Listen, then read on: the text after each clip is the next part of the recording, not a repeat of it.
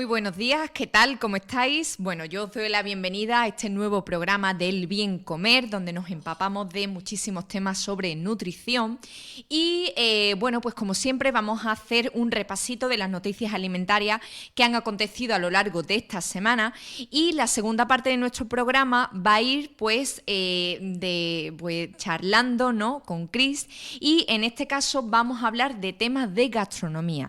Vamos a tener con nosotros a una científica gastronómica que se llama Raquel Mestre y bueno, pues también en honor, ¿no?, a esos chefs y este jueves, ¿no?, que se celebró el Día del Chef, bueno, pues vamos a hablar de cuáles son las tendencias futuras de la gastronomía, el tema de cómo cocinaban nuestros abuelos, cómo lo hacemos nosotros ahora, así que os prometo que va a estar muy interesante esta segunda parte. Pero antes, bueno, pues vamos a comentar algunas de esas noticias que han pasado esta semana. Y la primera ha sido una alerta sanitaria que nos la dictó AESAM, que sepáis que es la Agencia Española de Seguridad Alimentaria y Nutrición, y alertaba de que en una serie de frutos secos había la presencia de cuerpos metálicos, ¿de acuerdo? ¿En qué marcas o frutos secos eran? Bueno, pues la marca Eagle, que es una marca bastante conocida y es un cóctel de miel y sal, y también en marcas como por ejemplo Carrefour, Día o Consum en el cóctel de almendras fritas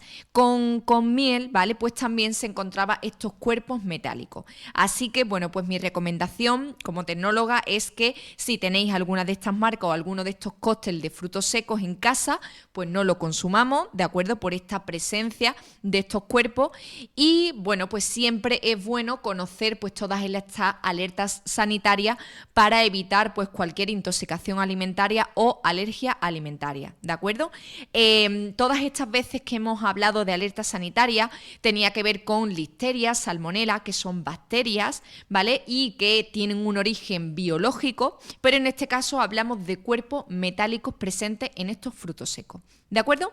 Muy bien, bueno, pues la segunda noticia va sobre el caqui. El caqui, bueno, pues vamos a hablar después de esta maravillosa fruta, muy rica en antioxidantes y otros componentes, pero sí que es cierto que no juegan buenos tiempos para esta fruta. ¿Por qué? Bueno, porque la producción de caqui ha caído en un 60% y el sector, bueno, pues teme un aumento del abandono de esta producción y de estos campos. ¿Por qué, no? ¿Cuáles son las causas y a qué se debe que esta producción del caqui haya bajado tantísimo? Ojo, con un 60% es más de la mitad.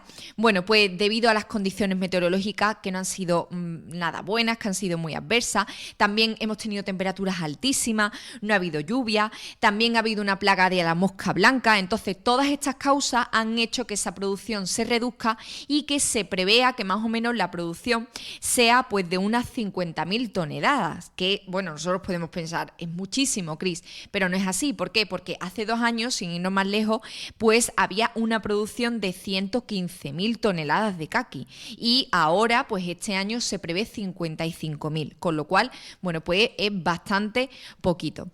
Entonces, bueno, pues aprovechando también que el caqui salía el otro día como una fruta maravillosa de temporada de este mes de octubre, pues vamos a hablar de cuáles son las propiedades, ¿no?, y de en qué recetitas puedo meterlo, etcétera.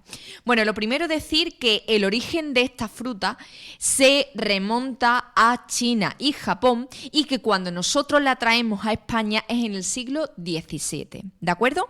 Pero su origen es japonés y chino, es decir, oriental. Bien, a nivel nutricional, ¿no? Bueno, pues es un potente antioxidante, con lo cual perfecto. Sabemos que los antioxidantes son sustancias que necesitamos en el organismo ¿para qué? Pues para que mejore pues nuestro sistema digestivo, nuestro sistema cardiovascular, tiene muchísimos beneficios y propiedades. Después tiene un 80% de agua, con lo cual prácticamente esta fruta es agua, y son ricos en hidratos de carbono y un alto contenido en fibra, que sabemos que la fibra pues perfecto para que a nivel digestivo podamos ir muchísimo mejor al baño y aparte estemos más tiempo saciados, y también es muy bajito en grasa, con lo cual, bueno, pues si queremos cuidar un poco la línea, pues también es una fruta bastante buena como opción. Bueno, y si nosotros estamos en el supermercado, ¿no?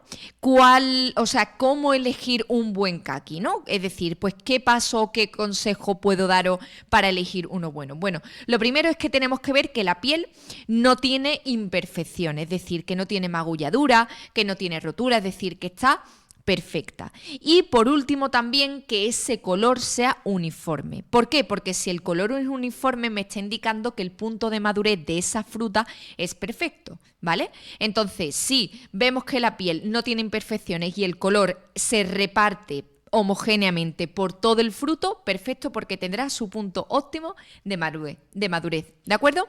Muy bien, bueno, y por último, ¿qué recetas podemos hacer con este maravilloso caqui?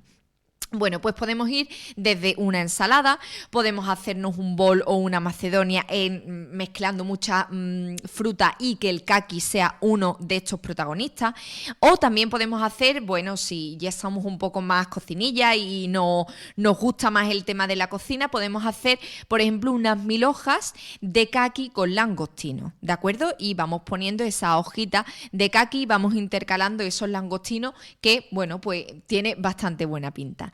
Y por último, ¿no? Imagínate, se nos queda el caqui pues en casa, súper maduro y que ya prácticamente no nos apetece comérnoslo porque no tiene esa textura, ¿no? Que nos gusta. ¿Qué podemos hacer? Bueno, pues aquí no se tira nada, no vamos a desperdiciar alimentos, así que yo os traigo una receta maravillosa para poder usar este caqui muy maduro en casa. Y consiste en algo tan sencillo como unas natillas de caqui y de cacao. Entonces lo que hacemos es partimos el caqui, ¿vale? Y le añadimos 2 cucharaditas de ese cacao en polvo, ¿vale? Cuanto mayor sea el contenido de cacao, muchísimo mejor.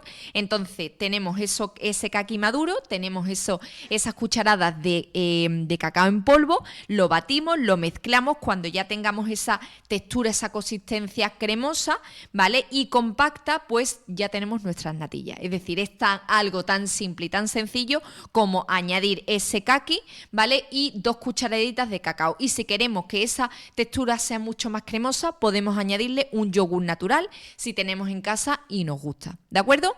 Así que bueno, pues esas son las noticias alimentarias y esos consejitos. Y ahora damos paso a la siguiente parte y vamos a hablar con Raquel Mestre.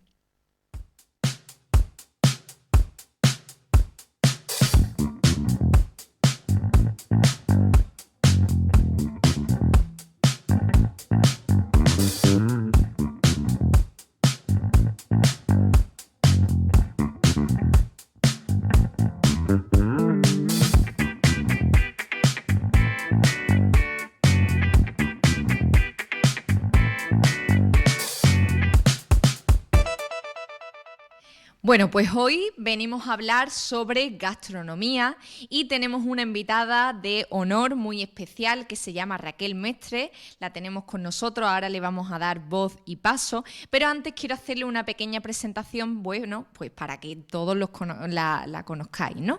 Bueno, ella, aunque reside actualmente en San Sebastián, es onubense, es de aquí de Huelva y en concreto de La Palma del Condado. Como formación universitaria, pues es tecnóloga de los alimentos y está graduada por la Universidad de Granada y está especializada en ciencias gastronómicas en Basque Culinary Center. También es mentora y profesora del Máster de Ciencias Gastronómicas aquí en el Basque Culinary Center y paralelamente también es autodidacta e ilustradora. ¿Vale? Así que, bueno, pues nada, una vez que ya hemos hecho esta presentación con este mega currículum que tiene Raquel, vamos a darle la bienvenida. Hola Raquel, ¿qué tal? Hola Cristina. ¿Qué tal? Bueno, ¿Cómo primero, estás? mil gracias por darme voz en este espacio. Gracias a ti por estar con nosotros y por, bueno, pues contarnos cositas que ahora hablaremos. Además nos viene muy bien porque el jueves fue el día del chef y bueno, aunque tú no seas chef, pero eres científica gastronómica, pues en todo este tema te manejas bastante bien. Así que, bueno, pues ya que que te hemos presentado, ¿no? y hemos hablado de que eres mentora y profesora, en el ámbito de la educación gastronómica, Raquel, ¿qué clase concretamente impartes? Pues yo ahora mismo trabajo como coordinadora en el máster de Ciencias Gastronómicas con un equipo con 3 personas más. Y en el máster de Ciencias Gastronómicas imparto bastantes clases diferentes, sobre todo la parte de metodologías, tanto metodología científica como metodología transdisciplinar, que es un poco en lo que yo me especialicé en mi trabajo fin de máster. También doy algunas clases de nutrición y clases de tendencias gastronómicas y futuros. Y esto me llama la atención, esto de tendencias alimentarias actuales, o sea, ¿qué impartes, de qué se trata? Y personalmente, ¿cuáles son las tendencias a las que vamos direccionando a día de hoy? A ver, realmente hay muchas y sobre todo a mí la forma que yo tengo de abordar las tendencias gastronómicas no es una forma como decir un alimento se ha puesto de moda, que también, que seguro que hay algunos, pero a mí me gusta más entender como la situación actual, las problemáticas actuales y a partir de ahí como entender hacia dónde vamos.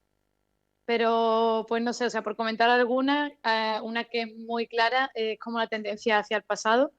También al final es un poco por toda la situación que estamos viviendo ahora mismo y por mirar un poco atrás para rescatar prácticas más sostenibles. Pero hay como toda una mirada a rescatar la tradición, a mirar los orígenes, a traer técnicas ancestrales, todo el producto local. Hay una tendencia muy grande en eso. Qué bien, suena súper interesante. De acuerdo. Y bueno, ya que estamos hablando, una de estas tendencias, ¿no? Que es rescatar el pasado, yo me voy a no tan el pasado ancestral, pero sí me voy, por ejemplo, a nuestros abuelos, ¿no? Entonces, ¿cómo podemos diferenciar o en qué se diferencia la manera en la que cocinaban ellos y la manera en la que nosotros cocinamos ahora? Porque, o sea, sabemos todos que es bastante diferente, que la vida corre y no te da tiempo a llegar, ¿no? Que vamos como pollos sin cabeza por ahí. Yo me meto porque yo soy la primera que, bueno, ahora voy a decir una cosa que creo que es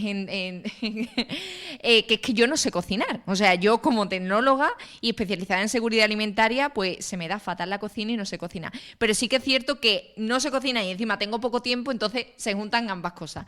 Entonces, volviendo a la pregunta, Raquel, ¿en qué crees que se diferencia sobre todo cómo se cocinaba antes y cómo se cocina ahora? A mí, por lo personal, no me gusta romantizar el pasado mucho. Yo creo que no siempre un tiempo pasado fue mejor. Pero creo que la diferencia como mayor es que ahora hablamos mucho de que no hay conciencia con los alimentos, de que no sabemos lo que comemos, y en realidad yo creo que eso parte mucho de que no cocinamos. O sea, a mí no me gusta demonizar la industria alimentaria, a mí no me parece mal en realidad que la industria alimentaria se adapte a estos tiempos y como que tenga platos listos para comer, porque eso no siempre quiere decir que sean malos, pero sí creo que esto de que no cocinemos tanto lo que nos hace estar como muy desvinculados de lo que comemos, nos hace comer menos, nos hace tener como una relación menos estrecha con lo que comemos, conocer menos los productos de nuestra tierra, también conocer menos los platos que son tradicionales. Y creo que esa para mí es la mayor diferencia, como la desconexión.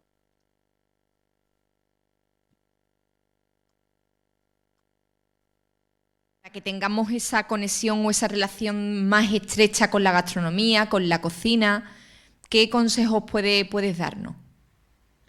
Pues en realidad es muy simple, pero justamente de lo que estamos hablando, yo creo que es volver a cocinar. O sea, creo que realmente al final suena muy banal como volver a cocinar y tampoco hace falta como cocinar grandes cosas, pero yo creo que en el momento que te fuerzas a cocinar, digo esto y yo tampoco que cociné muchísimo porque tengo la suerte de vivir con 2 cocineros Qué y bien, qué estoy bien, qué rodeada de bien. mucha gente que cocina, pero realmente al final en el momento que tienes que cocinar te hace ir a la compra, te hace tener que estar en contacto con los alimentos, te hace tener que tomar decisiones, compras en un supermercado, compras en un mercado. Si compras en un mercado muchas veces también acabas como preguntando, conociendo a los productores. Entonces creo que el simple acto de volver a cocinar, aunque sea un poquito, ya marca una diferencia. Pues sí, creo que estás en lo cierto y tienes toda la razón. Tú como científica gastronómica, Raquel, ¿qué opinas del batch cooking?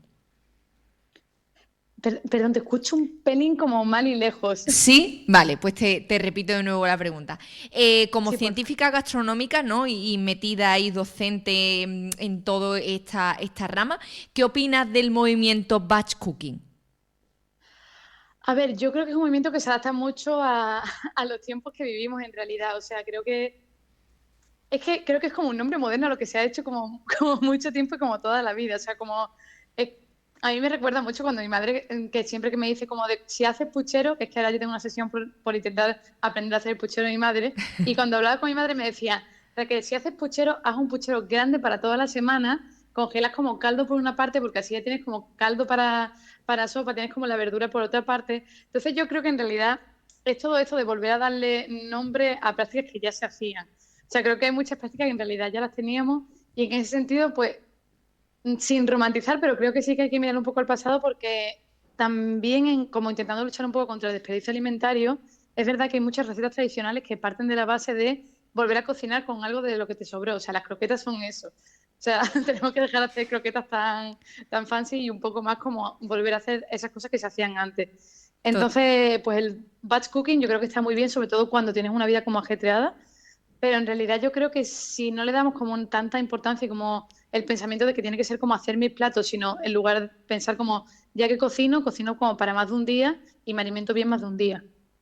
Totalmente, sí, así es. Y además es que es lo que tú dices, o sea, nos encanta, ¿no? Y parece que la industria alimentaria y todas las tendencias hechas a nivel de nutrición, pues vamos a ponerle un nombre que venda y sobre todo tema marketing, pero realmente hablamos de lo mismo de siempre, pero con un nombre diferente. Y encima, si lo ponemos en inglés, como que suena mejor, ¿no? Y a mí es que esto me recuerda muchísimo al ayuno intermitente. O sea, el ayuno intermitente es un patrón de alimentación en la que una serie de horas dejas de comer. Y esto es lo de toda la vida, de me he hartado de comer durante el día, voy a pasar de la cena, no voy a cenar y ya paso al desayuno. O sea, esto lo hemos hecho siempre. Pero ahora, bueno, pues le damos ese ayuno intermitente, ¿no? Y ese, pues esa como que lo adornamos, ¿no? Entonces sí que es cierto que yo animo a todos y como bien dice Raquel, a volver a ponernos el delantal, meternos en la cocina. Yo tengo pendiente el aprender a cocinar y bueno, pues tenemos que cocinar y que tengamos esa relación estrecha con los alimentos, que los toquemos, que vayamos al mercado, que sepamos olerlo, ¿no? Y ver todas estas características organolépticas tan positivas y tan buenas de los alimentos. Bien, y bueno, Raquel, ¿cómo crees que afecta la falta de tiempo al momento de la cocina? Es decir,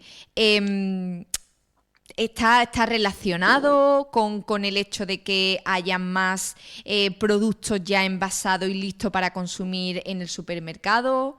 ¿Qué opinas de esto? A ver, es lo que te decía antes de que a mí realmente todas las cosas de que haya cosas listas para el consumo, quitando de que muchas veces eso puede conllevar, por ejemplo, a un uso excesivo del plástico y eso sí que me parece mal, pero a mí en realidad no me parece mal que, o sea, yo no quiero demonizar los productos de quinta gama ni los productos que vienen ya preparados. De hecho, creo que también hay que aceptar como las ventajas que tenemos ahora, las ventajas que nos ha dado la industria alimentaria. Al final la industria alimentaria ha democratizado muchísimo la alimentación. Y creo que igual que hay cosas que trajo la industria alimentaria, como, no sé, voy a poner un ejemplo, como el pan blanco y todos los problemas que eso ha derivado, creo que tienen cosas muy buenas que sí. Sí. Ah, vale. Vale, perfecto. Bueno, pues hemos perdido a Raquel, pero bueno, ahora volvemos a conectar con ella.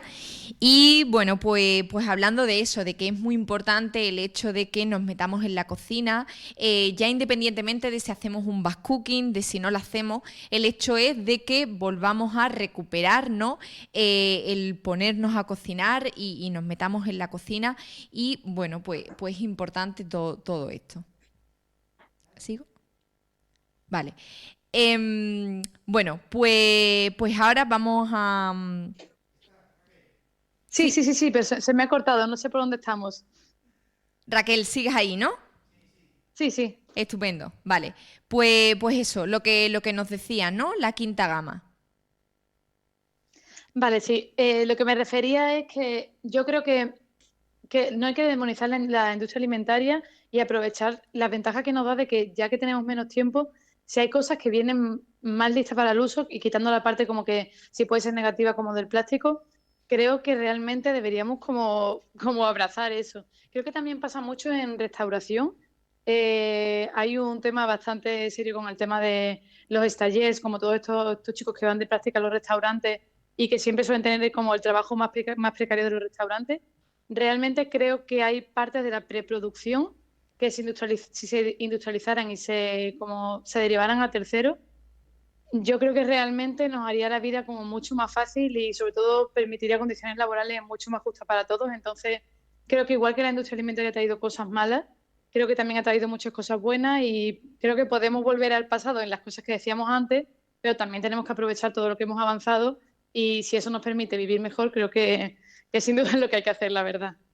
Qué bien, estupendo. Y bueno, por último, Raquel, una tecnóloga alimentaria especializada en gastronomía, ¿cómo llega a ser ilustradora? ¿No? O sea, cuéntame un poco esto porque lo he comentado antes en tu presentación y puede que haya que la gente no hile pues este tema de las ilustraciones con tu formación y con tu experiencia laboral, ¿no? En temas gastronómicos. Cuéntanos un poquito. Pues a ver, realmente ha sido como una parte paralela que yo siempre he llevado. Yo soy la típica que tiene la historia, la misma que tiene muchísima gente, de que en el momento de elegir una carrera dudó mucho. Y yo dudé mucho si pasarme al bachillerato de artes en lugar de ciencias, una vez que ya estaba metida en el de ciencias. Pero tampoco me arrepiento, o sea, no, cuando te cuento esto tampoco es como que me arrepiente de haber estudiado ciencias. Yo creo que al final todo el mundo es mucho más complejo que ciencias o letras o arte. Y igual que creo que ahora mismo me faltaba la parte de arte y por eso la he decidido recuperar, creo que si hubiera estudiado arte me habría faltado la de ciencias. O sea, realmente para mí no son incompatibles. Y bueno, realmente lo que hice fue tuve un momento como de parón entre la carrera y el máster. En ese año estuve explorando mucho más como la parte creativa, estuve trabajando en un sitio que trabajaba con niños y como con la parte como de exploración del arte. Y a partir de ahí empecé como a volver a dibujar bastante, que yo dibujaba mucho cuando era pequeña, volví a retomar esa parte y en un momento me dio por crear una marca personal, un poco por subir como lo que iba haciendo y ya, pero yo soy muy de tomarme las cosas en serio y de pensar que pueden llegar lejos y fui como bastante constante y poco a poco se ha convertido de verdad en mi marca personal y hago tote bags, hago ilustraciones, he hecho camisetas y realmente para mí es como un lado como paralelo, pero que no es como incompatible con mi otra parte de vida. De hecho, muchas veces como que se cruzan y dibujo cosas más gastronómicas o en la parte de gastronomía. Al final en la gastronomía también hay una parte como muy de creatividad y creatividad no es solo el que dibuja, Sí, totalmente. pero digamos que a mí el dibujar me ayuda a entender como todos los procesos creativos y creo que también me ayuda en parte como a ser el tipo de docente que quiero ser. Qué bien, estupendo. Sí, pues la verdad es que yo te animo a seguir tanto en la rama de la docencia como en esta rama de la ilustración y personalmente a mí pues me encanta. ¿Cuál es tu perfil de Instagram? ¿Dónde podemos verte y seguirte? Se llama Master Yellow Pen, o sea, como si fuera bolígrafo mostaza en inglés. O sea, y escrito sería como Mustard Yellow Pen. Vale, estupendo, muy bien. Bueno, pues nada, ahora seguimos todos a Raquel y vemos sus ilustraciones que son muy originales. Y bueno, Raquel, pues nos vamos a despedir de ti. Muchísimas gracias por estar con nosotros. A vosotros por la oportunidad. Muchísimas gracias. No, pues nada, ya nos tomaremos algo por aquí cuando bajes a la Palma del Condado y quedamos y nos Exactamente. tomamos algo. ¿Vale? Muchas gracias. Muy bien, un saludo. Chao.